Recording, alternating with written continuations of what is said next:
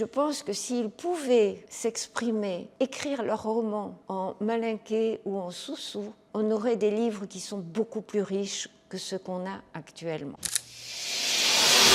Aliou moi, c'était une référence déjà il y a une quinzaine d'années. C'est quelqu'un qui avait créé une maison d'édition, les éditions Gandal, en 1992. C'est quelqu'un qui est capable de rassembler des gens derrière lui pour des projets sur du long terme. Il a aidé de très nombreuses maisons d'édition africaines à se créer. Il a participé à la création de l'Alliance des éditeurs indépendants, qui regroupe des éditeurs indépendants du monde entier. En Guinée, il a créé quand même une maison d'édition, il a lancé des programmes de coédition avec des éditeurs africains sur des collections jeunesse comme le Serin, comme la Libellule. Très vite, il a donné une très grosse dimension jeunesse à sa maison d'édition. Aliou Sow, qui lui travaillait à l'INRAP pour créer un premier livre qui était Le Scribe et le Griot. C'est un projet dans lequel il s'est investi complètement. Ça a été le premier livre des éditions Gandal, un livre de contes, donc s'appuyant sur la tradition orale,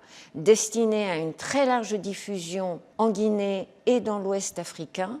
Je ne pense pas qu'on puisse rentrer en littérature et comprendre et exprimer une pensée en recourant à une langue étrangère. Je pense qu'un peul, ou un malinké, ou un soussou, ou un kissi, peu importe, exprimera mieux ses problèmes, ses idées dans sa langue qu'en français. Je pense que s'ils pouvaient s'exprimer, écrire leurs romans en malinké ou en soussou, on aurait des livres qui sont beaucoup plus riches que ceux qu'on a actuellement et qui seraient beaucoup plus faciles à éditer et qui seraient plus faciles à écrire. Un roman qui a énormément de succès, c'est Victime de l'amour d'Abraham Sidibé, parce qu'il raconte une histoire d'amour du point de vue d'un garçon. C'est un phénomène suffisamment rare pour qu'on le souligne. Donc lui, il a fait l'objet d'une deuxième édition. Les Faux Marabouts, qui est un livre drôle